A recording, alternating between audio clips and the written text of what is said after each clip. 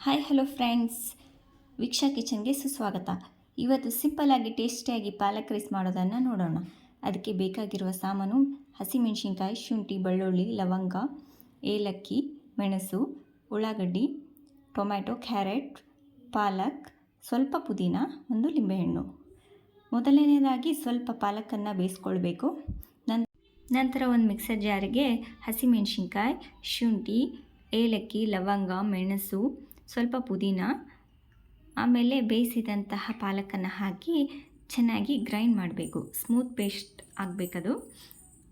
ನಂತರ ಒಂದು ಕುಕ್ಕರಿಗೆ ಆಯಿಲ್, ಸಾಸಿವೆ, ಜೀರಿಗೆ ಮತ್ತು ಒಂದು ಸಣ್ಣದಾಗಿ ಹೆಚ್ಚಿದಂಥ ಈರುಳ್ಳಿಯನ್ನು ಹಾಕಿ ಸ್ವಲ್ಪ ಫ್ರೈ ಮಾಡಿ ಒಂದು ಸ್ವಲ್ಪ ಕ್ಯಾರೆಟನ್ನು ಹಾಕಬೇಕು. ಒಂದು ಟೊಮೆಟೊನ ಹೆಚ್ಚಿದಂಥ ಟೊಮೆಟೊನ ಹಾಕಿ ಚೆನ್ನಾಗಿ ಫ್ರೈ ಕೊಡಬೇಕು. ಇದಕ್ಕೆ ಪೇಸ್ಟ್ ಮಾಡಿದಂತಹ ಪಾಲಕನ್ನು ಹಾಕಿ ಇನ್ನೂ ಚೆನ್ನಾಗಿ ಮಿಕ್ಸ್ ಮಾಡಿ ಇದೆಲ್ಲ ಚೆನ್ನಾಗಿ ಮಸಾಲೆ ಕುಟ್ಕೋಬೇಕು ಪೇಸ್ಟು.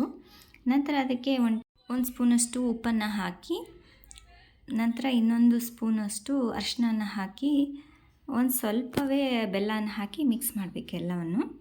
ಇದೆಲ್ಲ ಚೆನ್ನಾಗಿ ಮಿಕ್ಸ್ ಆಗಬೇಕು. ನೋಡಿ, ಇಲ್ಲಿ ಚೆನ್ನಾಗಿ ಮಿಕ್ಸ್ ಆದರೆ ಅದು ಟೇಸ್ಟ್ ಚೆನ್ನಾಗಿ ಬರುತ್ತೆ. ಎಲ್ಲ ಹಾಕಿ ನಾನು 1 ಕಪ್ನಷ್ಟು ಅಕ್ಕಿಯನ್ನು ಚೆನ್ನಾಗಿ ನೆನೆಸಿಟ್ಟಿದ್ದೆ. ಅದನ್ನು ಚೆನ್ನಾಗಿ ತೊಳೆದು ಈಗ ಅಕ್ಕಿಯನ್ನು ಹಾಕ್ತಿದ್ದೇನೆ. ಇದಕ್ಕೆ 1 ಕಪ್ ಅಕ್ಕಿಗೆ 2 ಗ್ಲಾಸ್ ನೀರನ್ನು ಹಾಕಬೇಕು. ಹಾಗೆ ಚೆನ್ನಾಗಿ ಮಿಕ್ಸ್ ಕೊಡಬೇಕು. ಅದು ಮಿಕ್ಸ್ ಆದ ನಂತರ ಒಂದು ಅರ್ಧ ಹೋಳಷ್ಟು ಲಿಂಬೆಹಣ್ಣನ್ನು ಹಿಂಡ್ತಿದ್ದೇನೆ.